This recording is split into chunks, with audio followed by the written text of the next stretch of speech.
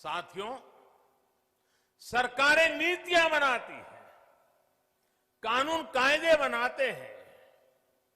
नीतियां और कानूनों को समर्थन भी मिलता है तो कुछ सवाल भी स्वाभाविक ही है।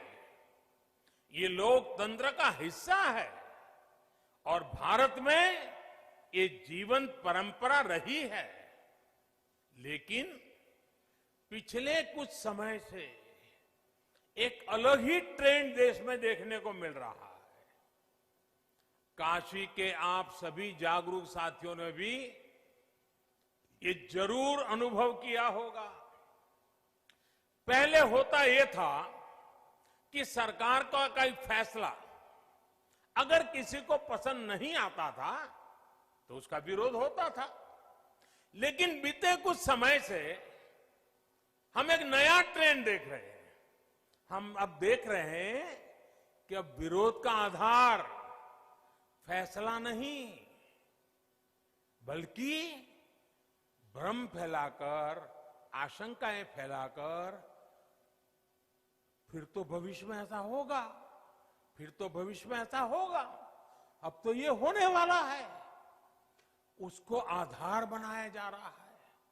अपप्रचार किया जाता है कि भाई फैसला तो ठीक है लेकिन पता नहीं इससे आगे चलकर क्या क्या होगा, और फिर कहते हैं ऐसा होगा जो अभी हुआ ही नहीं है, जो कभी होगा ही नहीं, उसको लेकर समाज में भ्रम फैलाया जाता है।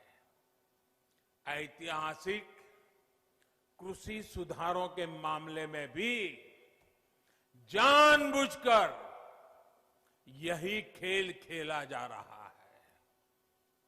हमें याद रखना है, ये वही लोग हैं जिन्होंने दशकों तक किसानों के साथ लगातार छल किया है।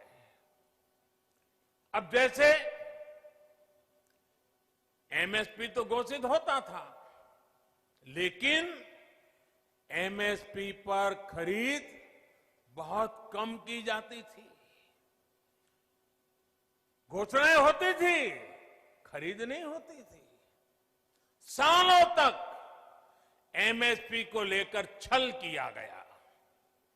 किसानों के नाम पर बड़े बड़े कर्ज माफी के पैकेज घोषित किए जाते थे, लेकिन छोटे और सीमांत किसानों तक ये पहुंचते ही नहीं थे।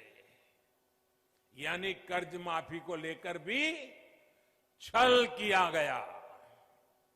किसानों के नाम पर बड़ी बड़ी योजनाएं घोषित होती थी, लेकिन वो खुद मानते थे कि 1 रुपये में से सिर्फ 15 पैसे ही किसान तक पहुंचते हैं।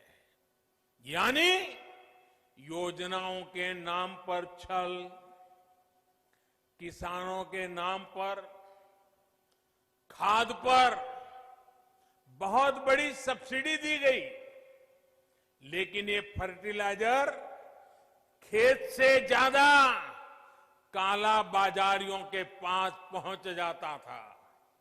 यानी यूरिया खाद के नाम पर भी छल। किसानों को प्रोडक्टिविटी बढ़ाने के लिए कहा गया, लेकिन प्रॉफिटेबिलिटी किसान के बजाय किसी और की सुनिश्चित की गई। पहले वोट के लिए वादा और फिर छल, यही खेल लंबे समय तक देश में चलता रहा।